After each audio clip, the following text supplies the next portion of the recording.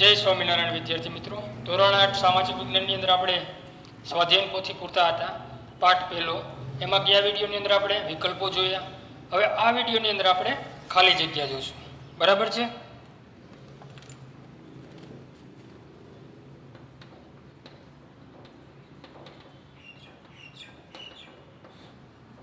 તો સૌપ્રથમ આપણે પહેલી ખાલી જગ્યા જોઈએ।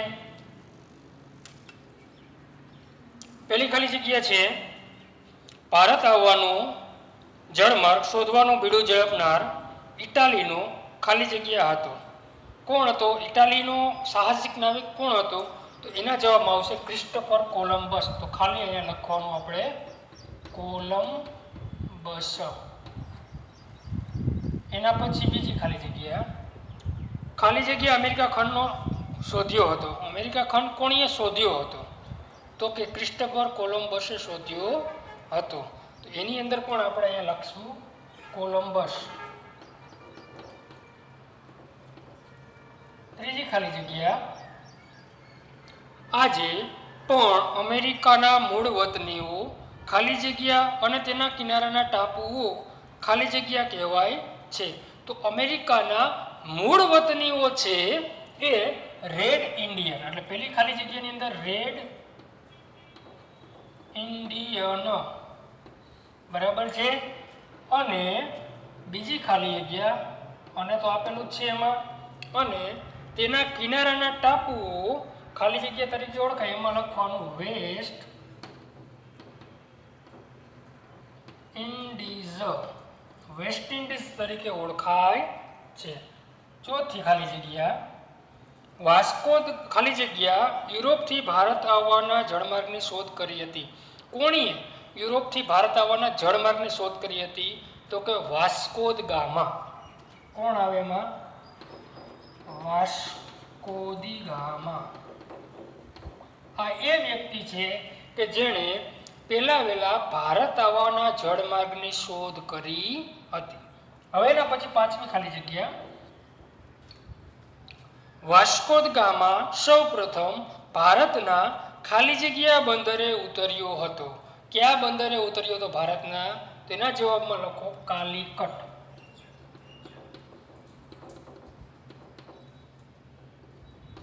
છઠ્ઠું ઈસવીસન 1498 કાલિકટમાં ખાલી જગ્યા નામના રાજાનું રાજ્ય હતું।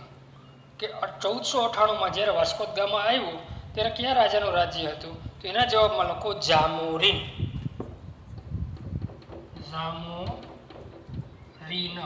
જામોરીન નામના રાજાનું રાજ્ય હતું કાલિકટનું। પોર્ટુગીઝોએ કાલિકટમાં કોઠી ફરતે કિલ્લો બાંધી અને ખાલી જગ્યા નામના સેનાપતિનું રક્ષક તરીકે નિમણૂક કરી હતી। તેમણે શું કર્યું હતું કે વેપારી કોઠીઓ સ્થાપી, પછી એક સેનાપતિ નિમવો હતો, એનું નામ આપણે લખવાનું છે। તેનું નામ છે અલ્બુકર્ક। આ અલ્બુકર્ક નામનો જે સેનાપતિ છે એ પોર્ટુગીઝોએ નિમણૂક કરી હતી। એના પછી આઠમી ખાલી જગ્યા ઈસવીસન 1663 ડચ લોકોએ ખાલી જગ્યામાં કોઠી સ્થાપી। ડચ લોકોએ ક્યાં કોઠી સ્થાપી હતી? તો કે જ્યાંની એક મુખ્ય અજાયબી પ્રખ્યાત છે એવી જગ્યા, તો કે કઈ? તો કે તાજમહેલની જગ્યા, એટલે કે આગ્રા। ડચ લોકોએ આગ્રામાં કોઠીઓ સ્થાપી હતી। હવે નવમી ખાલી જગ્યા ભારતમાં સૌ પ્રથમ આવનાર અંગ્રેજ વહાણનો કપ્તાન કોણ હતો? અંગ્રેજ વહાણનો કપ્તાન કોણ હતો? તો હોકિન્સ। હોકિન્સ છે એ ભારતમાં આવવાનો પહેલા અંગ્રેજ જહાજનો કેપ્ટન હતો, પણ તેને પરવાનગી વેપાર કરવાની મળી ન હતી, એટલે એ પાછો વયો ગયો। હવે એના પછી 10મી ખાલી જગ્યા અંગ્રેજ કપ્તાન ખાલી જગ્યાએ મુઘલ બાદશાહ જહાંગીર પાસેથી સુરતમાં વેપારી મથક સ્થાપવાની પરવાનગી મેળવી હતી। ક્યાં અંગ્રેજે પરવાનગી મેળવી લીધી હતી? હોકિન્સને તો પરવાનગી મેળવી નહોતી। તો આ ખાલી જગ્યામાં આપણે શું લખવાનું છે? ભારતમાં સૌ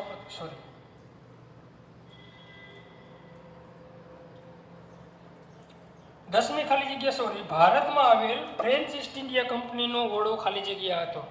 બીજો શું છે 10મા પ્રશ્નની તો ભારતમાં આવેલી ફ્રેન્ચ ઈસ્ટ ઇન્ડિયા કંપનીનો વડો ખાલી જગ્યા હતો તો દુપ્લે.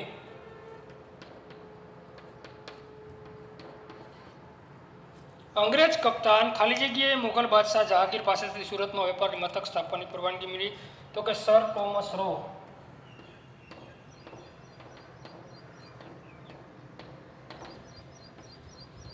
12મી ખાલી જગ્યા ક્લાઈવનું કાવતરું હતું પ્લાસીનું યુદ્ધ.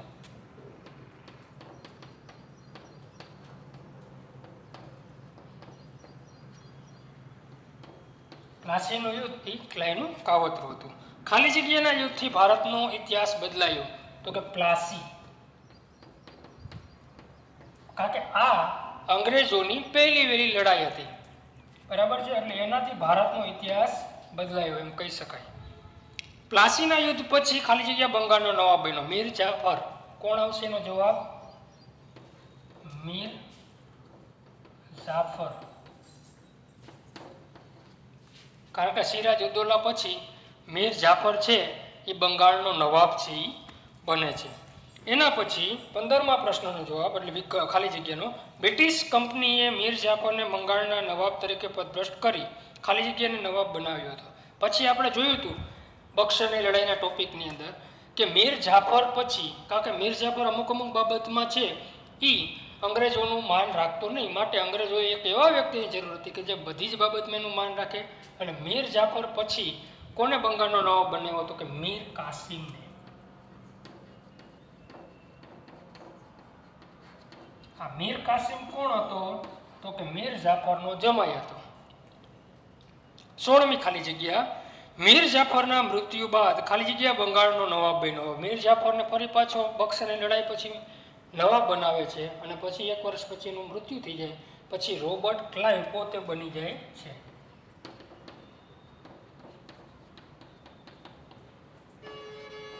બંગાળનો નવાબ છે એ બની જાય છે. હવે એના પછી આપણે ખાલી જગ્યા આટલી બધા વ્યવસ્થિત પૂરી લેજો સ્વાપોથીની અંદર. હવે આપણે ખરા ખોટા જોઈએ અને ખરા ખોટા પછી આપણે જોડકા જોઈશું, બરાબર છે.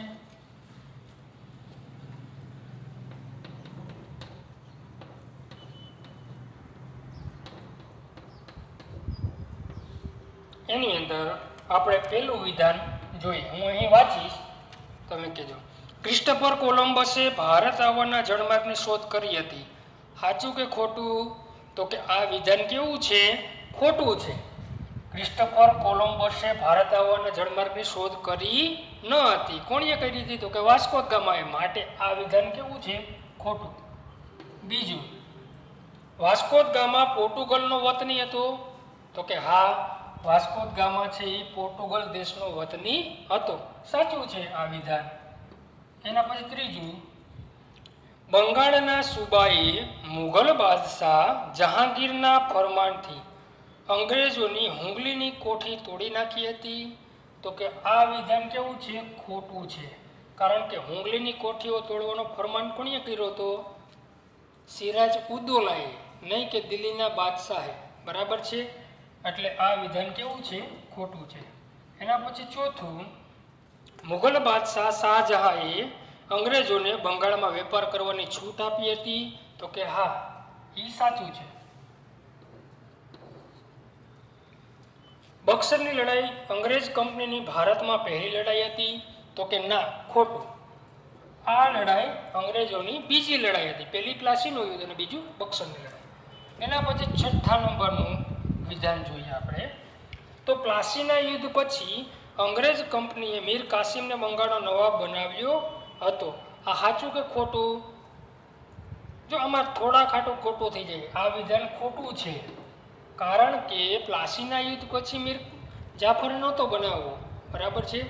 પ્લાસીના યુદ્ધ પછી અંગ્રેજ કંપનીએ મીર કાસિમને બંગાળનો નવાબ નહોતો બનાવ્યો, પણ કોને બનાવ્યો હતો? તો કે મીર જાફરને બનાવ્યો હતો. આ મીર કાસિમ અને મીર જાફરમાં આ ખરા ખોટું છે એ તમારે આડાવડું થઈ જાય, બરાબર.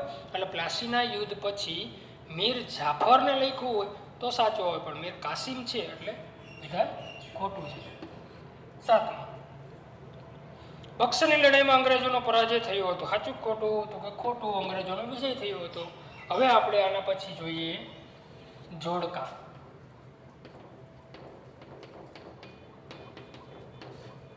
એમાં મેઇન જોડકું એમાં પહેલું વિભાગ અ, ઈસવીસન 1498 એમાં શું બન્યું હતું? તો કે વાસ્કો દ ગામા ભારત આવ્યો હતો. એટલે હું અહીં તમને લખી દઉં છું. એકમાં ઈસવીસન 1498. અહીં બ વિભાગમાં ડાયરેક્ટ જવાબ લખી દઈશ હું. તો આનો જવાબ શું આવશે? તો કે 5મો આવશે. એટલે હું અહીં 5 કરી દઉં છું. 5મામાં શું લખ્યું? વાસ્કો દ ગામા ભારત આવ્યો હતો. એના પછી બીજું ઈસવીસન 1600 ત્યારે શું બન્યું હતું? તો કે આમાંથી જોવાનું આપણે, બ્રિટિશ ઈસ્ટ ઇન્ડિયા કંપની સ્થપાઈ હતી. એટલે કે 3 નંબર આવશે. ત્રીજું ઈસવીસન 1608 ત્યારે શું થયું હતું 1608માં? તો કે ફ્રેન્ચ ઈસ્ટ ઇન્ડિયા અંગ્રેજનું વહાણ સુરત બંદરે આવ્યું હતું પહેલું. ચોથું ઈસવીસન 1664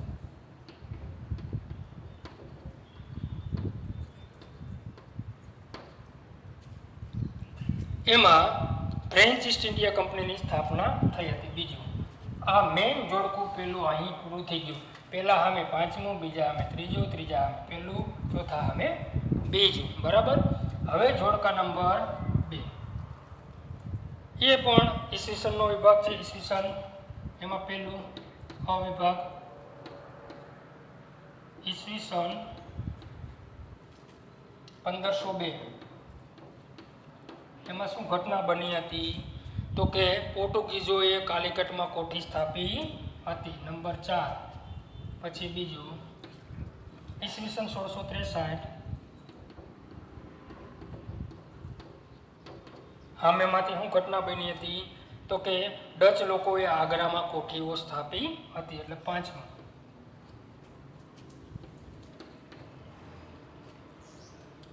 ઈસવીસન 1757 આ તો બહુ મોટી ઘટના છે, બધાને યાદ જ હશે. શું થયું હતું? તો કે પ્લાસીનું યુદ્ધ. બીજું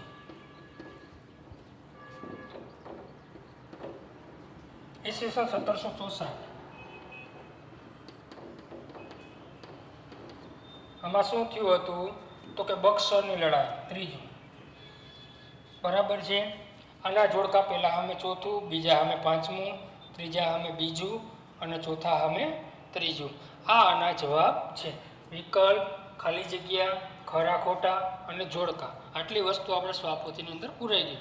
હવે આપણે આવતા વિડીયોની અંદર એક એક વાક્યના પ્રશ્નો છે એ પૂરવાના છે. બધા જ વિદ્યાર્થીઓ પાકા કરી લઈ, સ્વાપોથી લઈ અને પૂરી નાખે, જેથી કરીને તમારો અભ્યાસક્રમ બગડે નહીં. બરાબર છે. જય શ્રી